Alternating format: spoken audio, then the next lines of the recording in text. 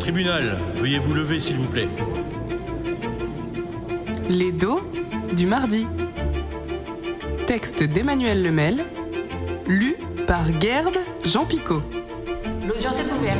Veuillez vous asseoir. Un dos taiseux.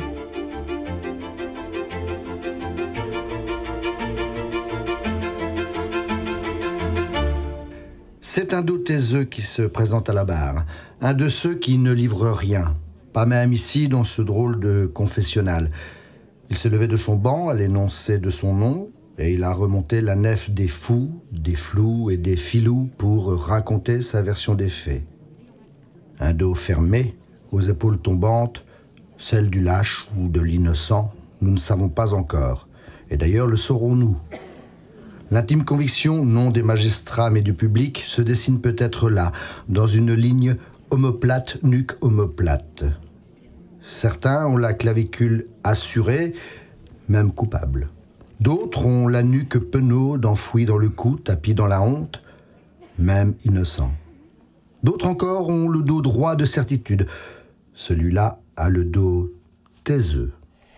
Ses jambes sont serrées comme un code-barre, avec des genoux aussi verrouillés que sa bouche.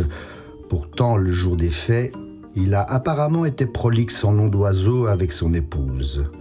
C'est son cou à elle qu'il a serré et ce sont ses coudes qu'il a verrouillés vers l'arrière, plaqués contre le sèche-linge pour lui faire comprendre. Une histoire de chaussettes pas propres, de chemises pas prêtes, d'apéritifs pas servis assez vite ou de télécommande introuvable, peu importe. Le pastis altère toute notion de tout. En ce matin d'audience, chez ce père de famille marié depuis 20 ans, les petits jaunes accumulés assèchent le cœur et la langue pourtant bien pendus certains soirs.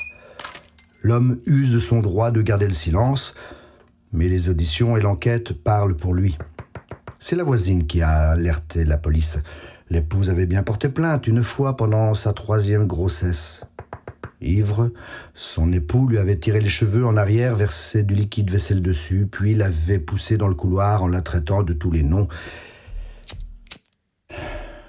Elle est là, présente à l'audience, assise de rang devant nous, chétive, les épaules tout aussi basses que celles de son prévenu de mari. Il s'était quand même calmé depuis ça. Et puis, il faut dire que je suis parfois agressive, moi aussi. À violence classique, excuse classique. Elle ne se porte même pas partie civile et souhaite juste qu'il change. Il ne la regarde pas. Elle, si. Il n'habite plus au domicile familial, mais ce n'est pas sa femme ni ses enfants qui lui ont demandé de partir.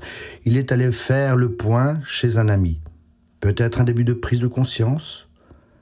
Depuis quelques semaines, ce n'est plus elle qui repasse ses pantalons de velours et ses gilets losangés.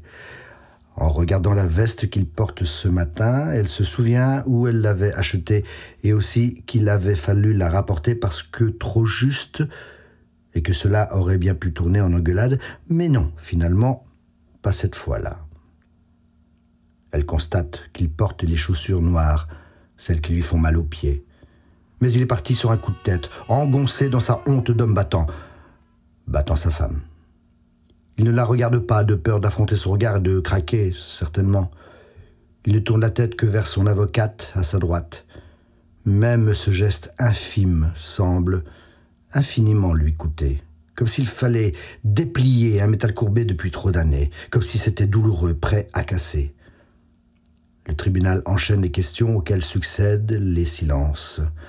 Ses cordes vocales somatisent, pétrifiées dans le repentir ou dans le déni, parce qu'après tout, « Elle fait souvent des crises d'hystérie, elle tient ça de sa mère, il faut bien que je la calme », avait-il indiqué aux enquêteurs en garde à vue. Elle ne le regarde plus. Il est condamné à du sursis, mais elle aussi est en attente. D'aller mieux un jour, sans doute. De se retrouver, peut-être.